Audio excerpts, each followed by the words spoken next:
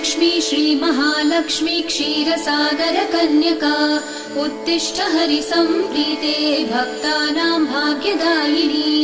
श्रीलक्ष्मी श्रीमहालक्ष्मी क्षीरसागर कन्यका उत्तिष्ठ हरिसम्प्रीते भक्तानां भाग्यदायिनी।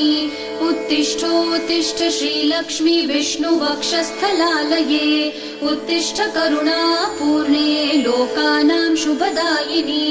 उत्तिष्ठोत्तिष्ठ श्रीलक्ष्मी विष्णुवक्षस्थलालये उत्तिष्ठ करुणापूर्णे लोकानां शुभदायिनी।